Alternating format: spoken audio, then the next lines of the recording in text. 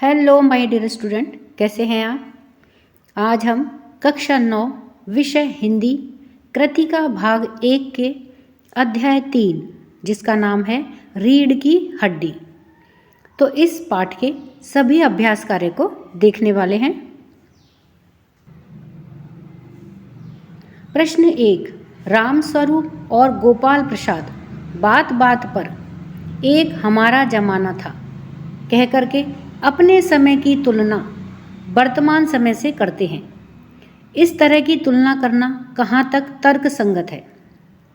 तो मानव का यह स्वभाव है कि वह अतीत को अच्छा मानता है तथा वर्तमान काल से असंतुष्ट रहता है। इसीलिए वह बात बात पर अतीत की तुलना वर्तमान से करने लगता है।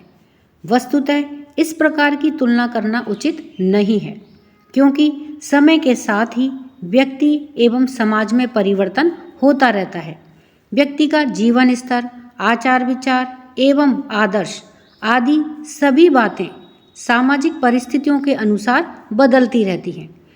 जो अतीत को अच्छा मानता है वह वर्तमान को बुरा ही मानेगा। अतएव इस तरह की तुलना असंगत है। प्रश्न 2, रामस्वरूप का अपनी बेटी को उच्च शिक्षा दिलवाना और विवाह के लिए छिपाना, यह विरोधाभास उसकी किस विवशता को उजागर करता है। तो रामस्वरूप स्त्री शिक्षा का समर्थक एवं प्रगतिशील विचारों वाला व्यक्ति है। वह अपनी बेटी उमा को सुशिक्षित कराने के लिए बीए तक पढ़ाता है, परंतु जब उमा के विवाह के लिए वर की तलाश करता है तो लड़की की उच्च शिक्षा ही बाधा बन जाती है। उधर लड़का शंकर और उसका पिता गोपाल प्रसाद मैट्रिक से अधिक पढ़ी लिखी लड़की नहीं चाहते हैं। वे घर में बहू को मैम के रूप में देखने के विरोधी हैं। उनकी इच्छा को ध्यान में रख करके रामस्वरूप अपनी बेटी की उच्च शिक्षा को छिपा लेता है। वस्तुतः रामस्वरूप के उक्त आचरण का यह विरोधाभास उसकी इस विवशता को व्यक्त करता है कि प्रगतिशील विचारों वाला होने पर भी लड़की का पिता होने के नाते उसे रूढ़िग्रस्त लोगों के सामने झुकना पड़ता है। इससे समाज में वधू पक्ष की विवशता तथा नारी जाति की शोचनीय स्थिति का भी पता चलता है। प्रश्न 3, अपनी बेटी का रिश्ता तय करने के लिए रामस्वरूप उमा से जिस प्रकार के व्यवहार की अपेक्षा कर रहे हैं वह उचित क्यों नहीं है। तो रामस्वरूप चाहते हैं कि उनकी बेटी उमा लड़के वालों के सामने सज धज करके आवे, वह बीए पास होने की बात को छिपाए रखे और लड़के वाले के सामने अपने सभी गुणों का खुल करके बखान करें तथा स्वयं को हर योग्य बतावे। वस्तुतः उमा से इस प्रकार के व्यवहार की अपेक्षा करना उचित नहीं है, क्योंकि सभ्य समाज में स्त्री और पुरुष में भेदभाव रखना असंगत है। लड़की को भेड़ बकरी की तरह अच्छी तरह देखने पर ही रिश्ता करना सर्वथा अमानवीय व्यवहार है। विवाह में लड़की की पसंद नापसंद का अधिकार उसे भी मिलना चाहिए और उसके गुणों को भी उचित सम्मान दिया जाना चाहिए। प्रश्न 4, गोपाल प्रसाद विवाह को बिजनेस मानते हैं और रामस्वरूप अपनी बेटी की उच्च शिक्षा को छिपाते हैं। क्या आप मानते हैं कि दोनों ही समान रूप से अपराधी हैं? अपने विचार लिखें। तो गोपाल प्रसाद विवाह को बिजनेस मानते हैं, इसीलिए वे बातचीत के बीच में कहते हैं कि चलो अब बिजनेस की बात कर ली जाए। शादी को बिजनेस अर्थात व्यवसाय मानना उचित नहीं है, क्योंकि इससे मानवीय संबंधों की गरिमा घट जाती है और व्यवहारगत मधुरता नष्ट हो जाती है। रामस्वरूप के द्वारा अपनी बेटी को बीए पढ़ाना और वर पक्ष की चाहत के आधार पर उसकी शिक्षा को छिपाना भी गलत है। इन कारणों से दोनों ही समान रूप से अपराधी हैं। गोपाल प्रसाद अधिक बड़ा अपराधी है, क्योंकि वह लड़की को मेज कुर्सी की तरह सजावटी सामान मानता है और भेड़ बकरी की तरह से सौदा तय करना चाहता है। रामस्वरूप एक बेटी का पिता होने की विवशता में घिरे होने के कारण ऐसा कहता है कि फिर भी उसका कार्य अपराधपूर्ण ही कहा जाएगा। प्रश्न 5, आपके लाडले बेटे की रीढ़ की हड्डी भी है या नहीं? उमा के इस कथन के माध्यम से शंकर की किन कमियों की ओर संकेत करना चाहती है? तो जिस प्रकार से रीढ़ की हड्डी शरीर को खड़ा रखने में तथा स्वस्थ रखने में महत्वपूर्ण मानी जाती है, उसी प्रकार से व्यक्ति का जीवन उसकी शारीरिक एवं चारित्रिक विशेषताओं पर टिका रहता है। जिसके शरीर में रीढ़ की हड्डी नहीं है, उसकी कमर बेसहारा होकर के झुक जाती है। शंकर की कमर भी कुछ झुकी रहती है। कॉलेज में उसके दोस्त उसका मजाक उड़ाते थे कि शंकर के बैकबोन नहीं है। गर्ल्स हॉस्टल के चक्कर काटने से उसकी पिटाई भी हुई थी, इसीलिए वह कमर झुका करके चलता था। साथ ही हॉस्टल की नौकरानी के पैरों में पड़ करके वह वहाँ से भागा था, जिसके कारण वह चरित्र से भी कमजोर था। उमा इस बात को जानती थी, इसी कारण से उसने ऐसा कहा। इससे वह शंकर की शारीरिक एवं चारित्रिक दुर्बलता की ओर संकेत करके बताना चाहती है कि वह न तो पति बनने के योग्य है और न ही विवाह करने के योग्य है। प्रश्न 6, शंकर जैसे लड़के या उमा जैसी लड़की समाज को कैसे व्यक्तित्व की जरूरत है? तर्क सहित उत्तर दीजिए। तो हमारे समाज को रीढ़ विहीन, चरित्रहीन शंकर जैसे लड़कों की बिल्कुल भी जरूरत नहीं है, क्योंकि शंकर जैसे लड़के न तो समाज को और न ही परिवार को कुछ दे सकते हैं, उल्टे कलंकित ही कर सकते हैं। समाज को उमा जैसी लड़कियों की जरूरत है। ऐसी निर्भीक, साहसी और स्वाभिमानी लड़कियां ही विवाह को बिजनेस समझने वाले राम प्रसाद जैसे भ्रष्ट, चालाक, व्यवहार शून्य व्यक्ति को सबक सिखा करके समाज को एक नया रास्ता दिखा सकती हैं। तो इस प्रकार से समाज को उमा जैसी लड़कियों की जरूरत है।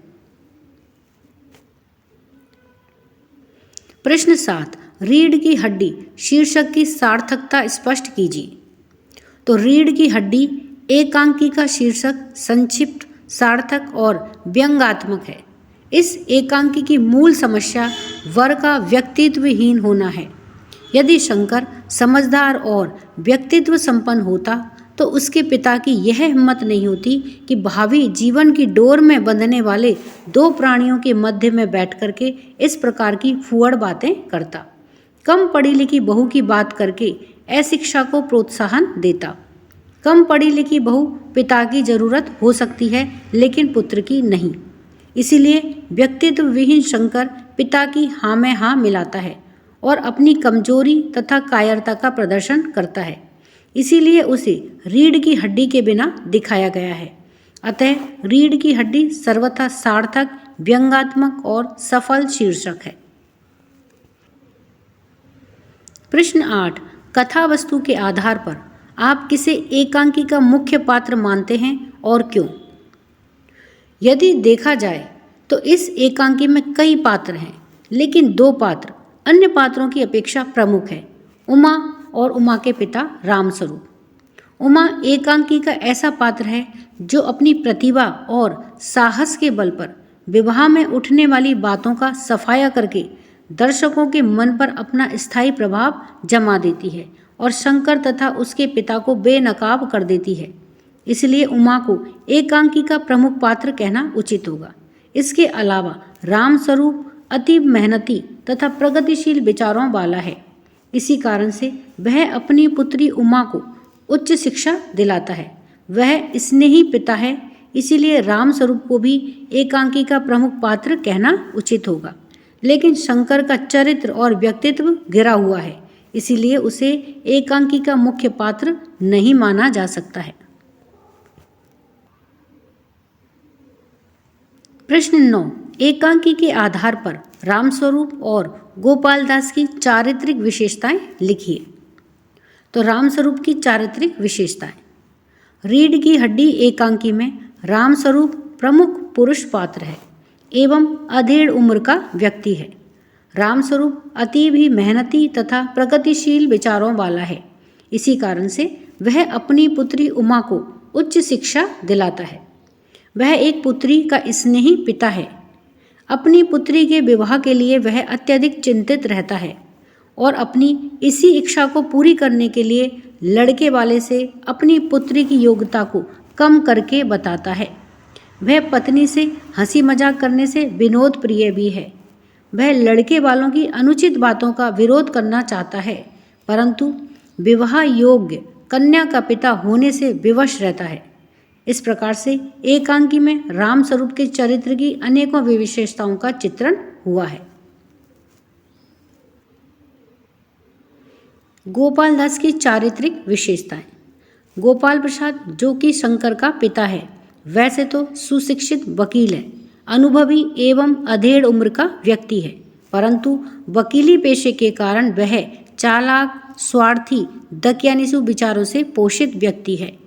वह आजकल के सामाजिक वातावरण को अच्छी तरह से समझता है, इसीलिए ज़्यादा पढ़ी लिखी लड़की को अपने परिवार की बहू बनाने का आकांक्षी नहीं है। वह शंकालु एवं तुच्छ विचारों वाला ऐसा पात्र है जो शादी के संबंध को पूरी तरह से बिजनेस मानता है। वह नारी का सम्मान करना नहीं जानता है तथा रूढ़िवादी विचारों का पक्षपाती है। वह अतीत की खूब प्रशंसा करता है और अपने लड़के की सभी कमियों को जानते हुए भी उन्हें छुपाने का प्रयास करता है। वह सच्चाई का सामना नहीं कर पाता है और अंत में गुस्से में भर करके दूसरों को ही दोषी बताता है। इस प्रकार से एकांकी में गोपाल प्रसाद का चरित्र दोषों से व्याप्त दिखाई देता है। प्रश्न 10, इस एकांकी का क्या उद्देश्य है, लिखिए। तो रीढ़ की हड्डी एकांकी सामाजिक खोखलेपन पर व्यंग्यात्मक ढंग से प्रकाश डाल करके उसे दूर करने के उद्देश्य से लिखा गया है। हमारे समाज में लड़कियों के विवाह के संबंध में जो छानबीन की जाती है, उन्हें इस तरह से नापा तोला जाता है जैसे कसाई के द्वारा भेड़ बकरियों को नाप तोल करके देखा जाता है। वह एकदम से अपमानजनक है। आज लड़की और लड़के दोनों में समानता का व्यवहार करने की चर्चा तो की जाती है, परंतु ऐसा नहीं होता है। लड़के वाले स्वयं को निर्दोष, उच्च एवं सर्वगुण संपन्न मानते हैं तथा लड़की पक्ष को अपने से छोटा मान करके उनसे मनचाही फरमाइशें करते हैं। एकांकी के अंत में उमा के द्वारा जो उत्तर दिया जाता है, उससे नारी चेतना का स्पष्ट प्रकाशन हुआ है। इस तरह से प्रस्तुत एकांकी का उद्देश्य नारी चेतना को जागृत करना, नारी सम्मान की भावना का प्रसार करना तथा रिश्ते को लेकर के परंपरागत रूढ़ियों का विरोध करना रहा है। प्रश्न 11, समाज में महिलाओं को उचित गरिमा मिले, इस हेतु आप कौन कौन से प्रयास कर सकते हैं। तो महिलाओं को समाज में उचित गरिमा दिलाने के लिए अग्रलिखित प्रयास कर सकते हैं, जैसे लोगों के बीच में सुशिक्षित नारी के लाभों का प्रचार किया जा सकता है, महिलाओं के अधिकारों की रक्षा करें और माँ, बहन एवं अन्य सभी नारियों के प्रति अपने कर्तव्यों का पालन करें। सुशिक्षित कन्याओं को नौकरी दिलवा करके उन्हें पुरुषों के समान महत्व दिलवाया जा सकता है। कम पढ़ी लिखी बहू चाहने वालों को समझा बुझा करके प्रगति के रास्ते पर लाया जा सकता है। नारी समाज के साथ में हो रहे अत्याचार, शोषण आदि का पूरा विरोध करके संघर्ष में उनका साथ दे करके किया जा सकता है। दहेज प्रथा एवं अनमेल विवाह का, यानी कि जो बेमेल विवाह होते हैं, उनका विरोध करके नारियों को उचित गरिमा प्रदान की जा सकती है। तो इस प्रकार से बच्चों इस पाठ के सभी प्रश्न उत्तरों को हमने देखा है। वीडियो पसंद आने पर वीडियो को लाइक करें, शेयर करें। चैनल पर नए हैं तो सब्सक्राइब करना ना भूलें। मिलते हैं नई वीडियो में। इसी के साथ धन्यवाद।